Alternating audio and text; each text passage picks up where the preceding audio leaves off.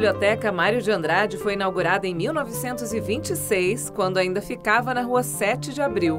Seu acervo é o segundo maior do país e hoje conta com mais de 160 mil volumes, entre livros, enciclopédias, jornais, revistas, mapas e outros documentos.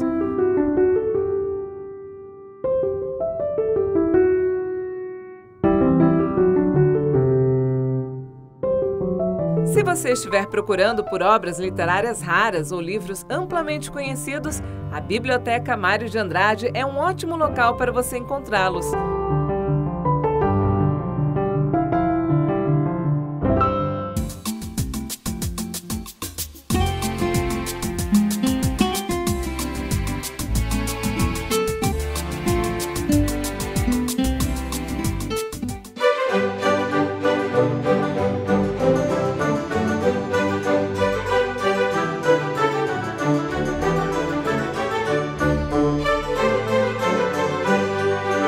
A ideia da Biblioteca Municipal de São Paulo remonta a 1905 na Câmara Municipal de São Paulo.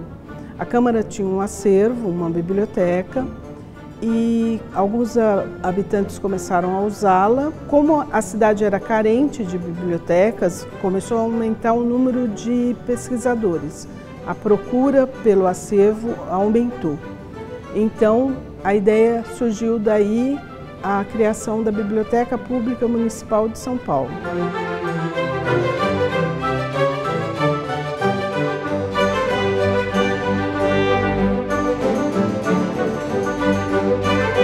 O Mário de Andrade, na verdade, muito além de escritor, musicólogo, ele foi também, na verdade, um dos fundadores do país. Fundadores no país no sentido de identidade, né? Enquanto o Brasil está na transição de uma república para uma nova república, Mário foi um grande pesquisador de diversas culturas, de diferentes etnias e identidades do país inteiro, que ele compilou numa série de livros, poemas e estudos. Então, na verdade, ele é considerado um dos fundadores culturais do Brasil, principalmente no cenário paulista.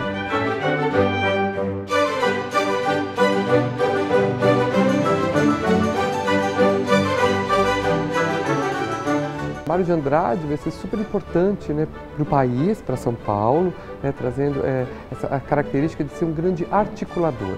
Mário de Andrade conhecia muitas pessoas, era músico de formação, então, e vai ser escritor autodidata.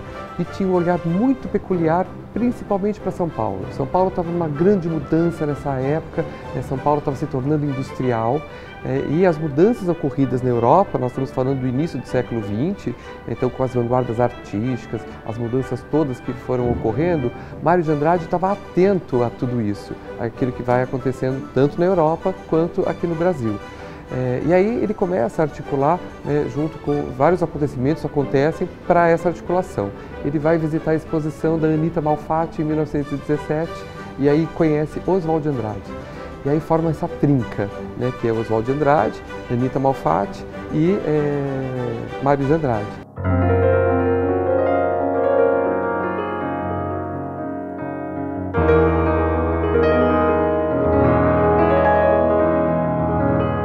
Mário de Andrade foi um dos principais articuladores da Semana de Arte Moderna de 22. Na verdade, ele foi um grande contraponto às opiniões mais conservadoras em relação à arte, ao que é a arte, aos que são valores estéticos da arte.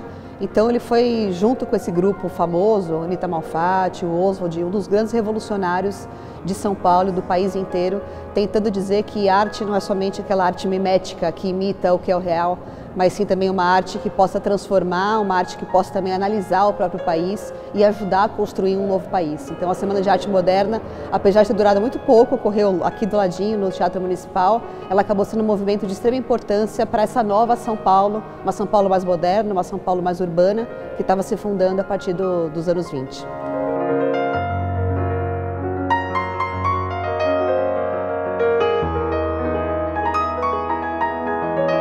A Semana de Arte Moderna, que aconteceu em fevereiro de 1922, teve a intenção de mostrar ao público as novas tendências artísticas. Dança, música, poesia, exposições e palestras. A vanguarda da arte chocou a sociedade brasileira daquela época e marcou profundamente a arte do país. Entre os artistas participantes estavam Anita Malfatti, Oswald de Andrade, de Cavalcante, Tarsila do Amaral e Heitor Villa-Lobos.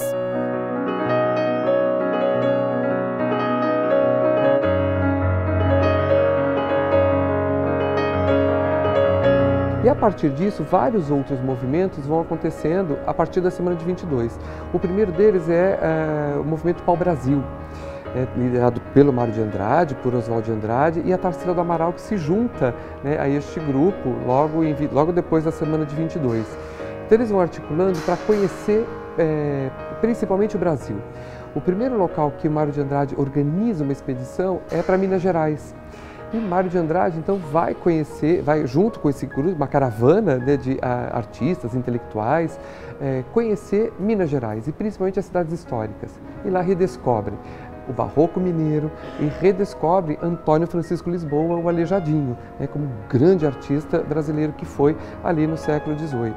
Então, e depois disso, várias outras expedições, ele vai conhecendo o Brasil inteiro, de resgatar, principalmente, a cara da cultura nacional, popular principalmente. Então ele vai para o norte, vai para o nordeste, vai resgatar a questão do folclore brasileiro, resgatar a questão das rezas, as questões das festas populares e vai registrando tudo isso. Era fotógrafo amador, né, então, e depois mais tarde vai se tornar um fotógrafo profissional e vai registrando tudo isso, que mais tarde ele vai montar, por questões políticas ali, vai montar um centro de pesquisa para levar, né, artistas para o norte e nordeste para registrar em disco tudo isso. Então, olha só, então ele sai, né, aqui de São Paulo e vai conhecendo o Brasil e mostra para o Brasil o que o Brasil é.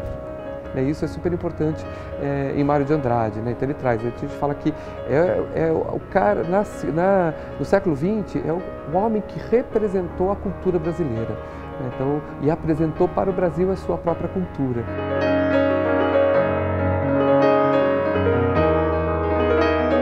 Em 1928, Mário de Andrade lançou Macunaíma, uma das principais obras literárias modernistas do Brasil. Seu principal personagem, que dá título ao livro, é um índio negro sem caráter que representa uma síntese do que é a personalidade do brasileiro.